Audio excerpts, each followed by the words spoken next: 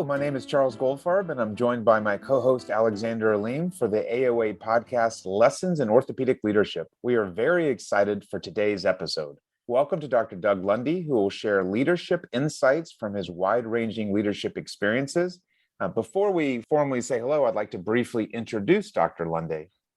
So Dr. Lundy is the current chair of the Department of Orthopedic Surgery and is an orthopedic trauma surgeon at St. Luke's University Health Network in Bethlehem, Pennsylvania. He is past co-president of Resurgence Orthopedics, one of the largest orthopedic practices in the United States. Doug has been unbelievably committed to various societies. I'd like to share just a few examples of that leadership commitment. He was the director of the American Board of Orthopedic Surgery from 2012 to 2021, and past chair of the Oral Examination Committee and past president of the ABOS. He is currently the chair of the American Association of Orthopedic Surgeons Advocacy Council. He is the former chief financial officer for the OTA, and he served on the OTA board of directors. He currently represents the OTA on the AAOS board of specialty societies. He has served on the AOA Critical Issues Committee and as vice chair of the AOA Leadership Fellowship Committee. And he has served on the American College of Surgeons Orthopedic Advisory Committee and the ACS Committee on Trauma. So remarkable leadership accomplishments. A few other things I want to add, just to give his complete background. He has an MBA from Auburn University in 2014. He is very involved in foreign medical missions in a variety of different locations. He has authored over 80 manuscripts on orthopedic surgery, and he and his wife, Peggy, currently reside in Nazareth, Pennsylvania. So Dr. Lundy, welcome. Thank you so much for joining us this evening. Thank you, Dr. Goldfarb. Really appreciate the opportunity. Thank you. It's a great opportunity to have you here. We're really excited. But before we start, I just got to say, go Dogs. I'm surrounded by a Auburn Tiger and a Bama fan, so I'm gonna say Troll Tide and whatever War Eagle. So it's been a hard couple of days for me. Thanks for rubbing it in as a native Alabamian. It was a hard couple of days, but that's all right. We'll be back next year. The Auburn Tiger will also go Dogs for obvious reasons. Sorry, Chuck. So Doug, it's the list of accomplishments is pretty incredible, but maybe let's start kind of earlier in your career and kind of talk about sort of when you're making that decision, private practice academics. I think a lot of young surgeons, residents are kind of making those decisions about where to go. Obviously, there's more volume of jobs in kind of the private sector, but what was it about kind of getting into private practice? What was your first job like? And kind of what were some of the lessons you learned there that helped kind of build up your career going forward? Yeah, thank you. So when I finished my trauma fellowship, I was at Vanderbilt University. Our intent was to come back to Atlanta and work at Grady Memorial Hospital as one of the trauma attendings there. And the opportunity just kind of never quite materialized. I was in discussions with Grady and things were just kind of fumbling along and not really moving along very quickly. No fault of theirs. It was just, they didn't really need somebody at the time and they were trying to make a spot for me. And so as I was looking at things, one of my friends actually ended up at the Orthopedic Center of the Rockies in Fort Collins, Colorado. And he said, you should come out here and take a look at this. And we went out there. My wife really loved Northern Colorado. And next thing I knew, I was working out there. There was my fellowship director was Kenneth Johnson, the trauma surgeon. And KJ was a little bit ambiguous as to whether I should go into academics or private practice and really didn't direct me too much in one way or the other. So it was kind of accidental to a degree, but also kind of because my efforts to go into academia just didn't really pan out at that moment. It's so interesting. And, we talk about this all the time, as I'm sure you do with residents and fellows, that timing is everything. And, from one year to the next, the job market, the specific job opportunities change. And there's so many ways we can be satisfied in our career. And sounds like yours got off to a great start in Fort Collins. Yeah, I was very fortunate to get in with a very good group of orthopedic surgeons. They were very receptive and everything really worked out quite well. And my practice started to develop and go from there.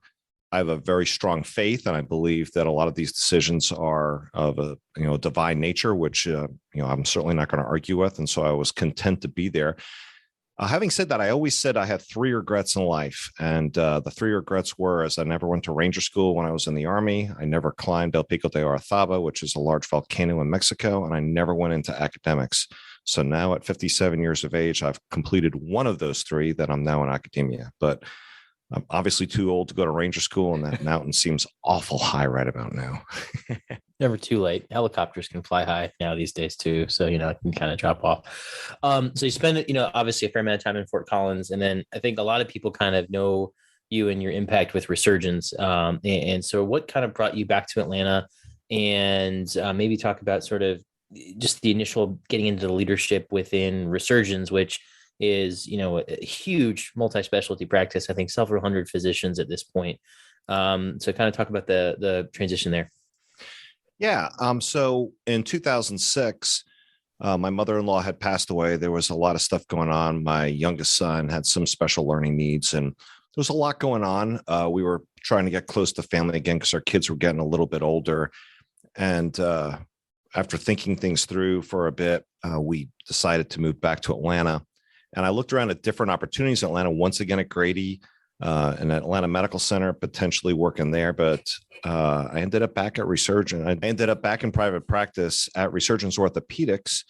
They were extremely welcoming. They actually offered me several job opportunities, and I was the first person really dedicated to trauma surgery in Resurgence. I think at the time we had around 70 doctors in the practice at that point. And so I had a pretty fast referral group for a whole bunch of orthopedic surgeons seeing fractures. And so started there just in straight private practice. I had gone to the Leadership Fellows program in the academy, finishing there in 2006. I had a few very notable people in the same class. So Christy Weber and Joe Bosco and Alan Hillebrand were all in the same class as me. All three have really gone on to do some really great things in our profession. So we got to make some really good friends there. And so when I entered Resurgence, I was already kind of on this track of getting more involved with the organizations, and was able to develop my practice in private orthopedic trauma at that time. So eventually, and it looks like 7 years later or 6 years later, you got your MBA from Auburn University. What about private practice and group practice and management? What got you excited about leadership? And maybe that'd be the first question. The follow-up question would be, what did you feel like you accomplished once you were in leadership at Resurgence? Because Resurgence, as you describe it, and the Resurgence that we all know today, is obviously dramatically different. I appreciate that. So unlike my children, I did not have a rich dad growing up. So I had to join the Army to go to college. So I had to enlist in the Army at 17 years of age and go through basic training and infantry school, and then went to North Georgia College. And North Georgia is a military school. The vast majority of my classmates were commissioned into the active Army as infantry or combat arms officers. And so I started my leadership path there. And I believe that leadership in many ways is like our specialties in orthopedics, where I don't believe I ever picked trauma surgery. Trauma surgery picked me.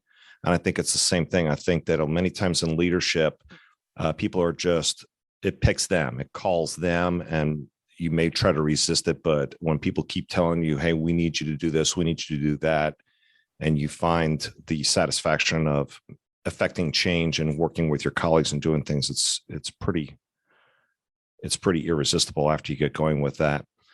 So as I moved along in Resurgence, they put me up on the board fairly quickly right after I became a shareholder after 2 years, and I was on the board. And then our co-president partners were looking to move on and seek transition. And so I was invited in succession to serve as vice president. And then as I got closer to becoming co-president, and I was looking at this very large organization with 1,000 employees, we were up to 100, close to 100 doctors at that time, covering 24 locations across the metro Atlanta area. I became very consumed with the fact that I was really doing some imposter syndrome and I was getting in way over my head. And just because I was a good trauma surgeon didn't mean I knew anything about leading this company. And so I started looking for other opportunities and went to Auburn to the MBA school, learned a tremendous amount. And I think it really helped me gain the confidence and the bandwidth to effectively understand all the multiple issues that running a huge organization like that would undertake. I want to ask a follow-up question. I'm going to interrupt. I'm elbowing Aleem out of the way. Okay, it's not the first time that'll happen. Won't be the last. So, all right. In my mind, a young trauma surgeon has relocated from Fort Collins back to the big city in Atlanta to a major group. You work for 2 years. Presumably, clinically, you're excellent and people take notice. But just to say that, you quickly became on the board and then you became, vice president, et cetera, overlooks, obviously, doesn't overlook, but doesn't give credence to what you did right. What characteristics do you think your partners, I feel like I'm in an interview, what characteristics do you think your partners saw in you that gave them confidence that you would do a great job as they promoted your career, to help lead the group? In retrospect, I think it was my incredible talents of deceit and deception to fool them into putting me into that. That is a very humbling question.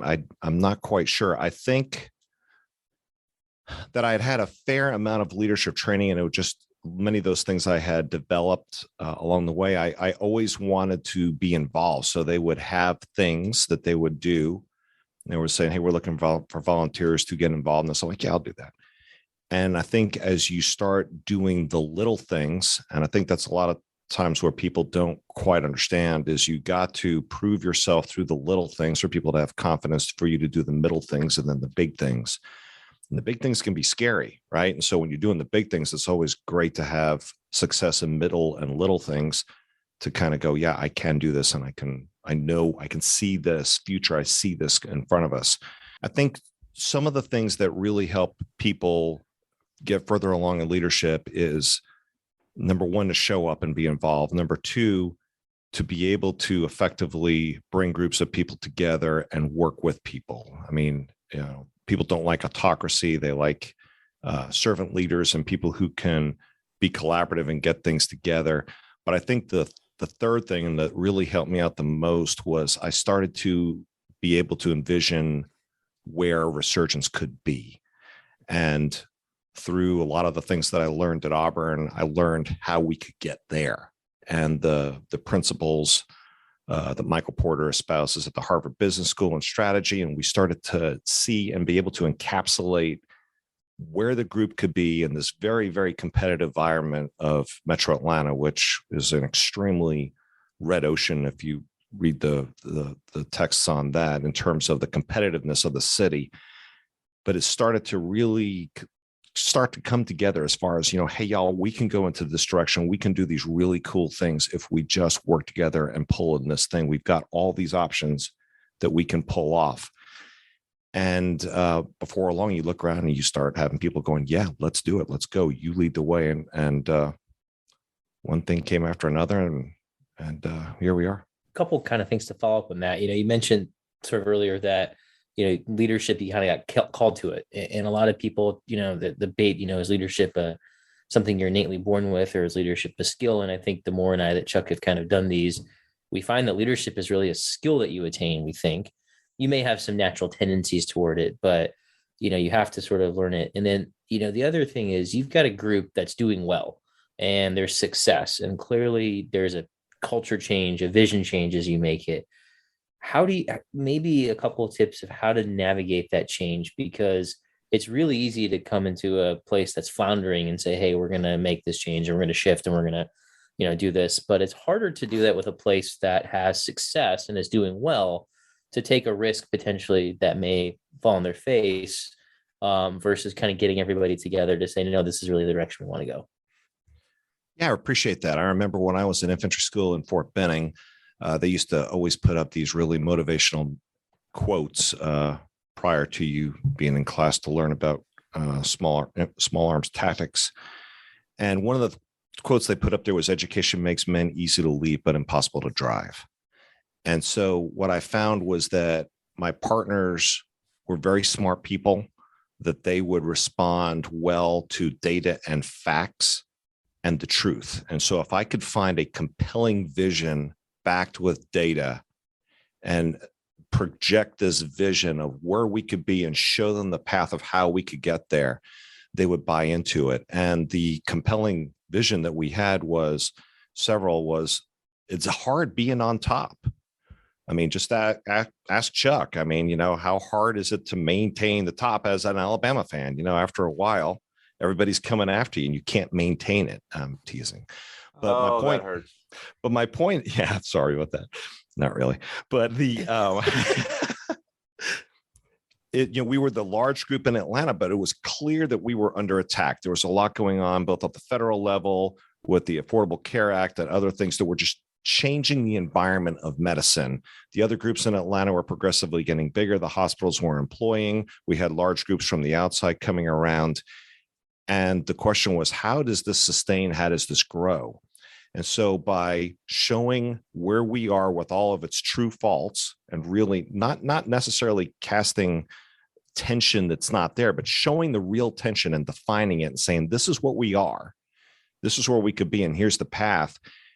You take advantage of that uncomfortable tension and you're not manipulating at all, just really calling it out and refusing to deny it and saying, we turned over the rocks, looked at the scary things under it. This is where we are. This is where we can go. Y'all follow me. We can get there and do this together.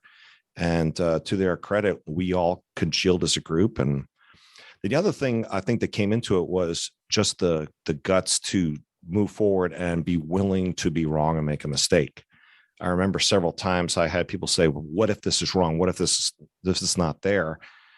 And I've been accused of building the airplane as it's rolling down the runway. So maybe just a little bit pushy on that perspective, but I appreciated them allowing me the leeway to move forward, lead forward. And if I make a mistake, do quick course corrections to maintain on path there. What period of time did Resurgence transform from a really large group to a humongous group, and I don't want to say it inappropriately, that dominated Atlanta? Was that over a couple of years? And then the second question is, was that through a series of acquisitions, hires, combination? How did you get there?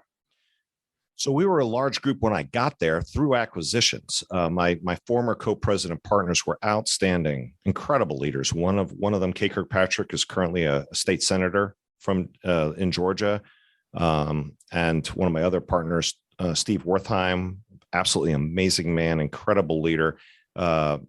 Just believed with succession planning, and he had led Resurgence for many years, and said it's time for him to be involved in other things and go back into his practice. So they had already done a tremendous job in developing the group. What I feel that we developed while I was co-president was refining the strategy and sharpening the goal. They had done an outstanding job, and I think in their time when they were doing it, everything they did just turned to gold. They did everything right. Everything just happened. It was through a lot of hard work. I just had a different perspective toward it, because I think the big thing that changed was the environment.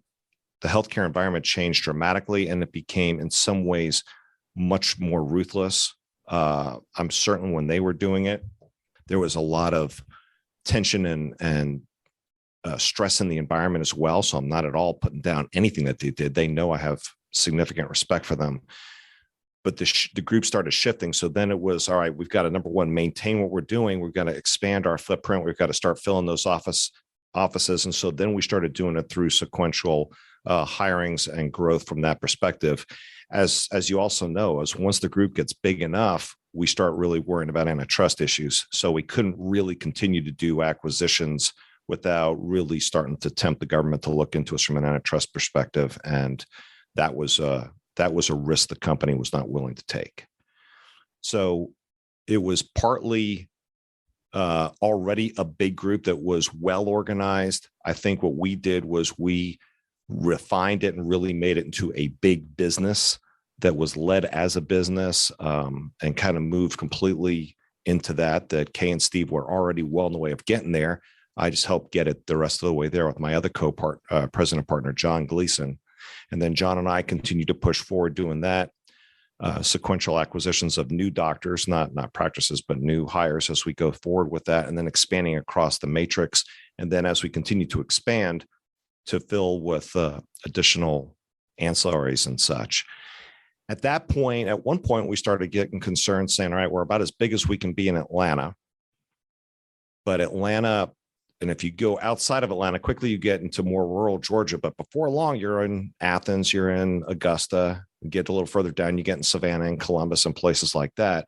And so we started to say, how can we link with the other preferred practices that we see across the state? And so we started to try to form the basis of a clinically integrated network so that we all could legally touch and work together within the paradigms of antitrust. And we worked that out too. Super impressive and fascinating. Wondering if we can shift a little bit to maybe some of your involved with kind of the national societies. The ABOS, I think it is a great example. That's a 10-year commitment to be a director. And you kind of know that going into that. This is happening at the same time that you're doing all this transformational change at Resurgence, that you decide to do a 10-year commitment to the ABOS. And knowing a couple people that have served on that, it's a pretty big time commitment too. It's not just like, one meeting here or there. There's a lot that goes into that. What was sort of the motivation behind getting involved with the ABOS at that level? I had been serving as a oral examiner for the board, and I found it to be one of the most satisfying professional activities that we do, because after that week of oral exams, you can't help but feel incredibly proud of our profession. When you see a lot of the young men and women that are coming through seeking their initial certification through their oral exams, you realize that there are some really, really good 30-year-old orthopedic surgeons out there. That these folks, as y'all know from taking the boards yourselves, we're looking at your work. It's not like they could fake it. And as a trauma surgeon, you're looking at some pretty complex stuff that folks 2 years out of fellowship were doing. And it was really pretty awe-inspiring. And the other thing about it is that you really are doing what the board is supposed to do, which is to serve the public by making sure that we maintain the standards of certification for our profession. And so when the board came around and asked me to be a director, I was very flattered by that. And I was really fascinated and enjoyed the oral exam matrix and really wanted to continue to help develop that.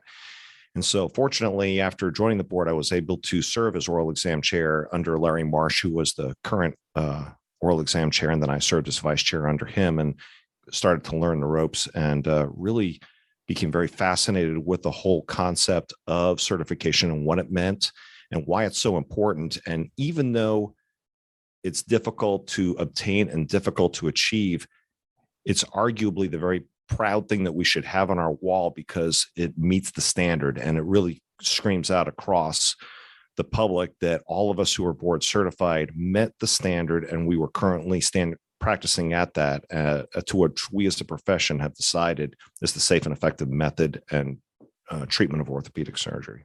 So, and we can talk for hours about many of these commitments, and they're all different. So the board, the AOA, the Academy, the OTA, the American College of Surgeons. It's all the big organizations.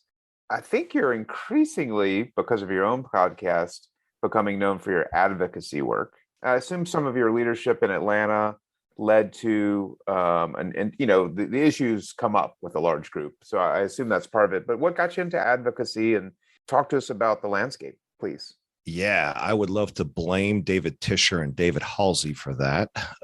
So I'm just kidding. When I was a leadership fellow, you go to the National Orthopaedic Leadership Conference, and it's ironic that two of the people in my class have already served as president of the Academy, and there's probably at least one or two more that will. And I feel, maybe my classmates remember it differently, but they were sitting around the room looking at Stu Weinstein going, I want to be him, because he was the he was the president of the Academy at the time.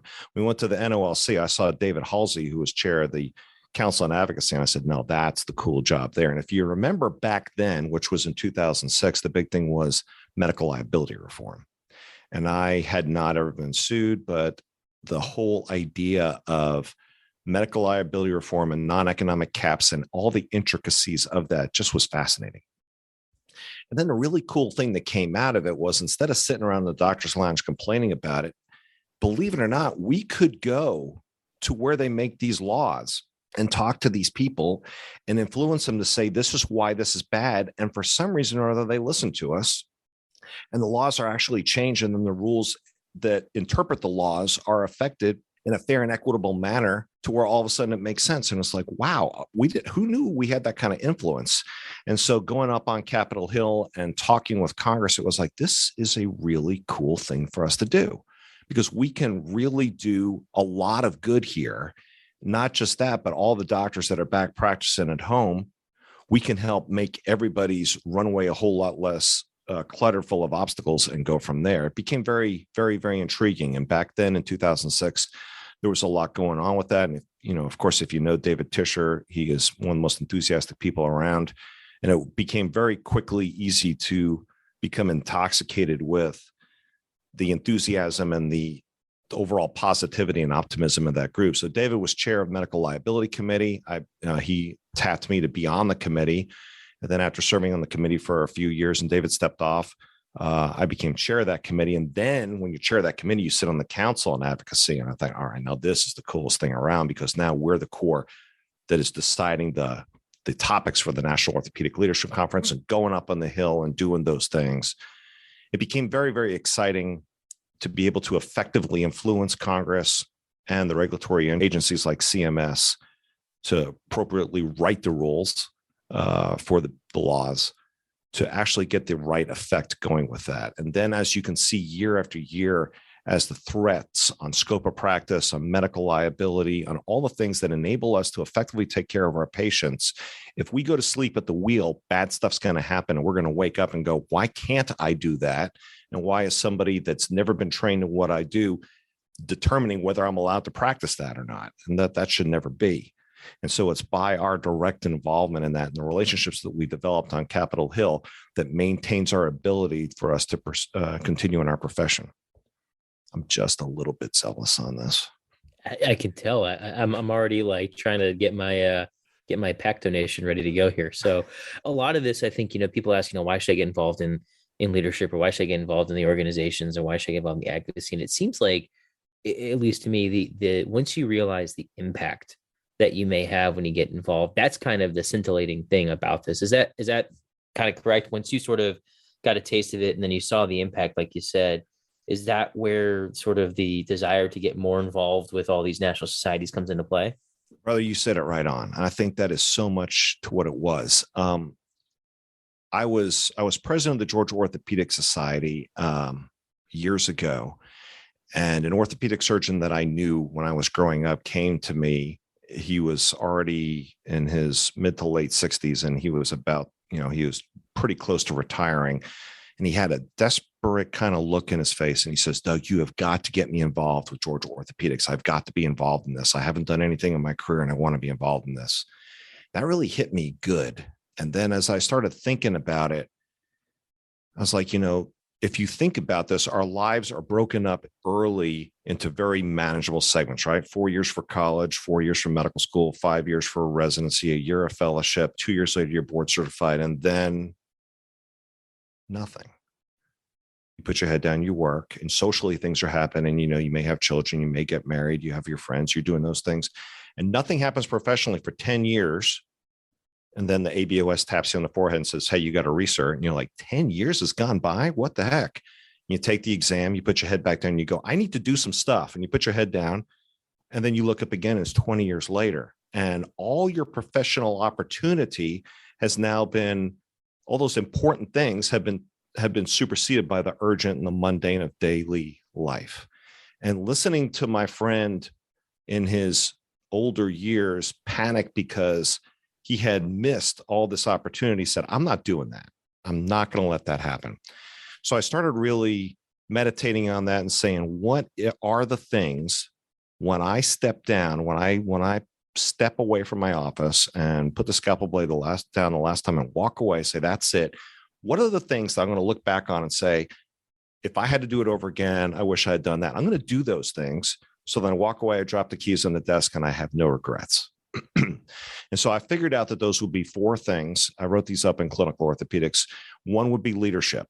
And these may not resonate with everybody, but I believe that you should, if you have the leadership itch, you should do it, because you can effect so much change and affect so many people in the right direction that your impact is so much greater than it was if you'd just done it yourself. By leading people and leading change and getting all these right things in line, and especially here at St. Luke's with the residents, I mean, it's intoxicating. I hate to use that word again, but to be with the residents day in, day out, and see the spark in their eye, and they get it and they go, that is so cool. I'm so glad I do that. The second thing is research. Certainly many people in private practice are not interested in research. That scratches the itch for a lot of people, to look at the question, to answer the question, and then find the next question after that and go after that.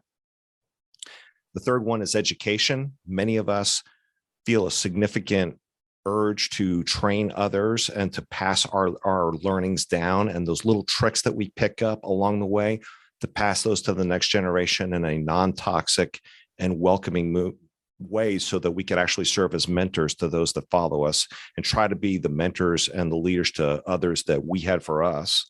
And then the last thing, which I feel is the most important in my life, is charity, is working in resource poor conditions, whether it's in the United States or abroad, to help those who do not have the capacity, and that we can use our talents in ways that don't directly impact or benefit us, but we're able to go to resource poor areas where these people would never have the opportunity to have the access to care that we can deliver, and deliver that care in very poor settings. We will incredibly change the lives of people that we'll never know and never meet again. We may just meet them that one time, you operate on them, you go on.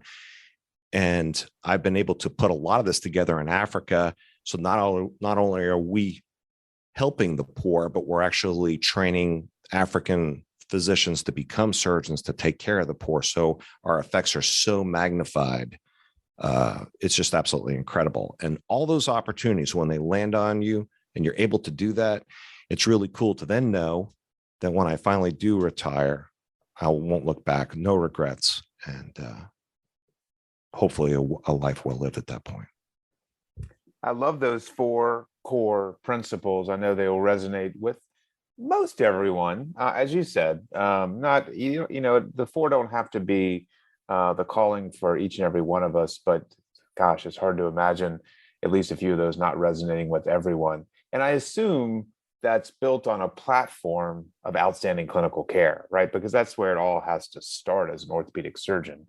You didn't mention that as one of the 4, but I'm making an assumption that it's built upon that. Yes, sir. Absolutely. I mean, you have to, that's where our basis of our credibility is. So we have to achieve that first, of course. And then from then, because, we've all know that, like, for instance, for us to go do political advocacy on Capitol Hill, the assumption is that they're not hearing from their constituents that you're not a good surgeon. I think the young people listening, and I mean younger than Alexander, so really young. The young people listening, if they have a pulse, they're motivated by your words. When I participated in whether it be charity trips or leadership opportunities in various societies, one of the things that I feel selfishly benefits me are the people you work with in these situations. And I've been told by many that 10 years on the board is an incredible experience for many reasons, but it's the people that you can learn from, that you can interact with, and you can develop your own set of skills with those people. I assume that's been impactful for you. It sounds like you've said so already, I believe. Absolutely. Could not agree more. I mean, and it's not just through the ABOS, but certainly through the Trauma Association, some of my lifelong friends, people that, we've all missed a lot of people through COVID, and the academy as well. One of the really amazing things about the American Orthopaedic Association is, when you're in the room, when you're in the AOA General Assembly room and the symposia are going on, you look across the room, you go, wow, this is the people that move orthopedics. If I want to get something done, it's the people in this room I could network with to get it done. And we can do some really cool things right here, right now with these folks. And of course, we're all Academy members too, and we're all members of our specialty society. But at the collection, at the AOA level, I've always found that fascinating. And to think about an organization, a professional organization, to your point, Chuck, the word saying clinical excellence is there. But the purpose of this organization is to develop leadership so that we can do all these things is absolutely astonishing. And to develop those long-term relationships. When I became chair here at St. Luke's, and I had served as the president of our surgeons, I felt very comfortable and confident moving into this role. But I also realized that I was stepping to a degree into a different zone that I hadn't worked in. That I could assume, this is going to be just like private practice, and I've handled and managed people like this before, and I could do this. But I thought, what if you're wrong?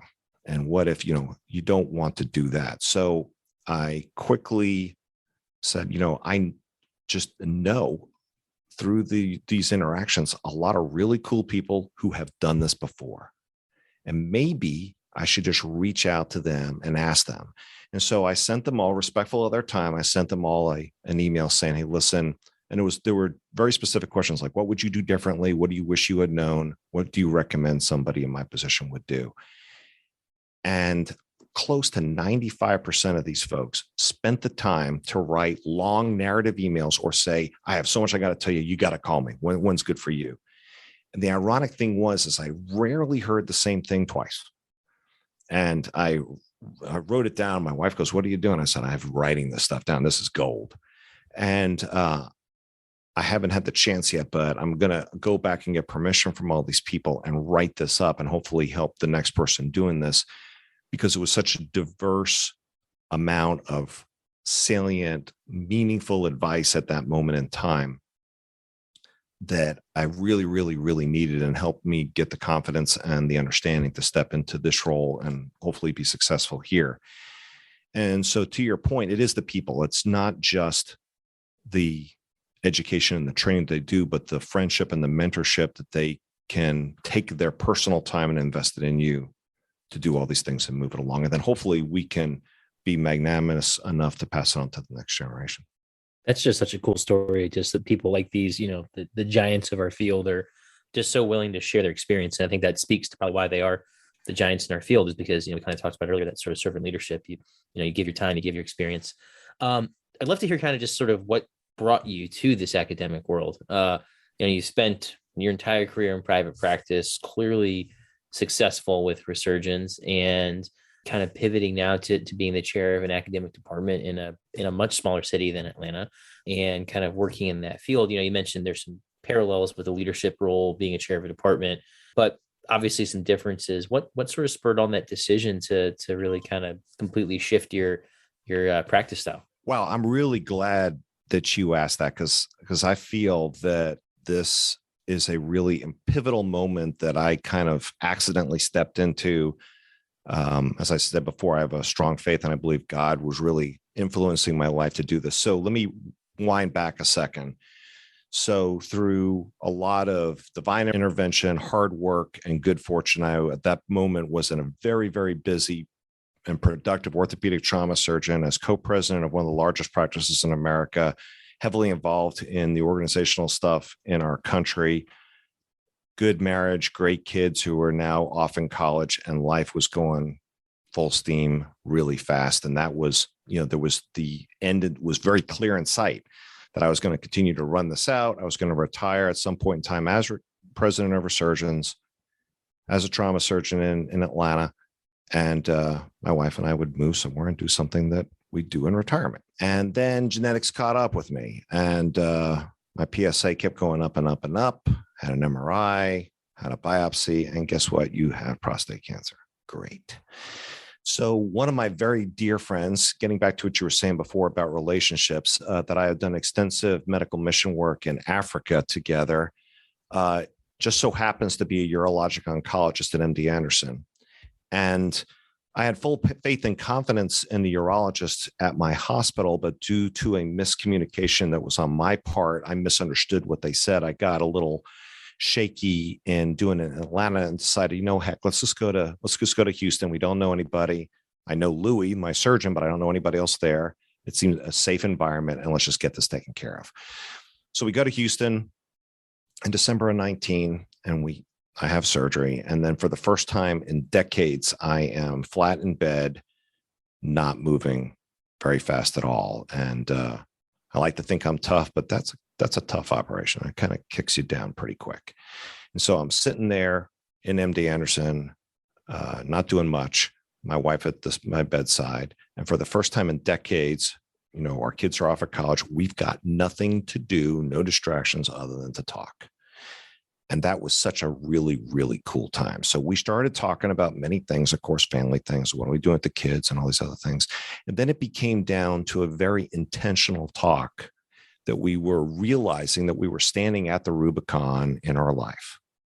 And if we did nothing, we knew where it was going, and it was a good place. But we have the opportunity at this point in time to change course if we desired.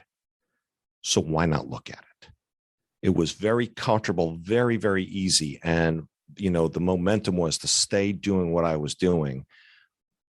But after discussing this a while with her, we go, let's do something cool. Let's do something gutsy. We've got this thing down. Why not just shift gears and do something totally different? We've got no kids that we've got to get into, school at any place we went. Let's just look at something totally different and totally weird. And the way it came down to is we said, this is really an intentional shift. Nobody's making us leave. Nobody's making us do anything. And we have this really cool snapshot and immediate stop in life for us to shift course any way we wanted to go. And over the next couple of weeks, as I was recovering from surgery, we continued to talk about this. And by the time I went back to practice the day after Christmas, I was out for 2 weeks for surgery and recovery. We knew exactly where we were going. And I went to the Resurgence board meeting where my dear friends were. And I said, hey, cannot tell you how much I appreciate the opportunity y'all have given me. I'm resigning. And you get her to pin drop there. We're going, okay, none of us saw that coming. One of my friends said something that it's pretty colorful, but in its essence was that was really bold, dude. That was really bold. But at that point in time, my wife and I completely said, let's go and do something where we can continue to make a even greater impact. We felt that I had done all I could do there. Let's pick up and shift. And so we started looking through different academic opportunities and different things across the country. I talked to some really amazing people in different places throughout the whole country in terms of academia. And then this position opened up here. My good friend Bill DeLong had been chair up here and unexpectedly passed away right at the beginning of the COVID epidemic. And St. Luke's was looking for a chair, and I happened to fit the qualifications and never looked back. It was clearly one of the best decisions of my life. But I think the key was not to be in denial, not just to say, hey, look, we got this going well. Let's just go it on this, because you have no idea the opportunities you would miss. I feel that we had the courage to stop, the courage to look, the courage to, once again, pick up the rocks, look under them, and look at the scary things under there and go, why not? Why not look at that? Well, maybe there's something not necessarily better, but different that we should do at this stage in our lives. And by living intentionally like that, that's why we made the shift. And I can tell you that there is absolutely no regret, no looking back. I love Resurgence. I love my friends in Atlanta. I wouldn't trade the position I'm in now for anything. That is remarkable. And you used the correct word. That is courageous on your and your wife's part. And I'm so happy to hear that it's working out. Remarkable. Yeah. At 57, leaving the city that we knew. And the other thing is, everybody up here talks funny. They don't understand what y'all means. And when we say you're fixing to go somewhere, they do that head tilt on you. I'm teasing, but I think it was really the intentional way of living to say, once again, saying if when we hit retirement, we're on our deathbed and look back, what do we wish we had done? Let's say nothing. Let's say we did it all. There's nothing left. We made the impact we wanted to make. And just the opportunity. And part of the advantage I feel that it is because if I had started in academia all along, I would have a different skill set and a different thing to contribute to the residents now. A lot of the residents that I'm training here are going to go into hospital employment or into private practice. Been there, done that. I can relate to that and show them a lot of the business of healthcare and a lot of the landmines that I've seen along the way, and try to help navigate that for them. Well, Doug, I don't know a better way to conclude this podcast. This has been a whirlwind tour of orthopedic leadership opportunities, because you have done so much in such a short period of time. And I think all of us are looking forward to see what you accomplish in academia.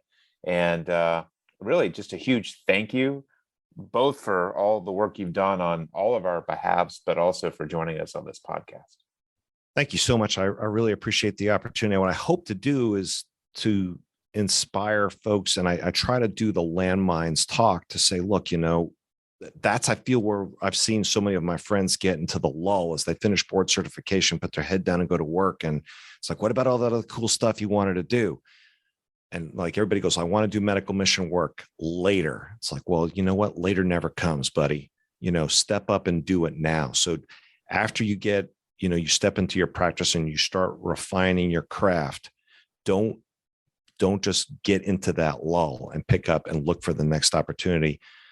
And I think the AOA, spurs us on to do that. They're constantly reminding us of leadership and trying to push us out of our comfort zone into the things that are there.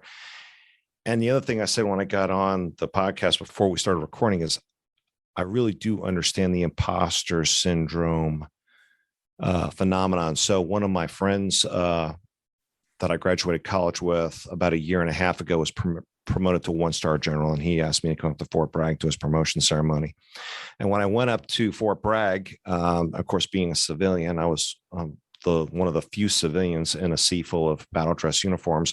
All my friends from college were up there, and I'm looking around, and all these reckless, crazy fools that I went to college with are now full-bird colonels and general officers in the U.S. Army. And I grabbed a few of them and went, does the Army know about you?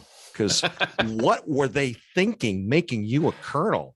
And they're like, shut up, man. I'm like, no, I'm serious. I remember you back at school. And I feel the same way. I think many of us do, that if people actually knew who we were, they'd be like, probably shouldn't let him do that. So I'm very honored and humbled by this. Thank you. I just echo Chuck. This was amazing. And I think it speaks to your humility that you really handle everything with such grace. And I mean, just seeing the impact that you made across our field. And I think the biggest thing for me as a younger surgeon trying to get into this is roll up the sleeves and dive in. Cause like you said, later's not coming anytime. So I hope that the younger listeners really kind of motivate that, because for me, I'm ready to go. I'm going to figure out what I can do next to try to follow in your footsteps, and I'll be the one talking about imposter syndrome in 20 years potentially. But really appreciate this. It's been awesome, and just can't thank you enough for joining us. Thank you very much. I'll appreciate it. Thank you. Thank you.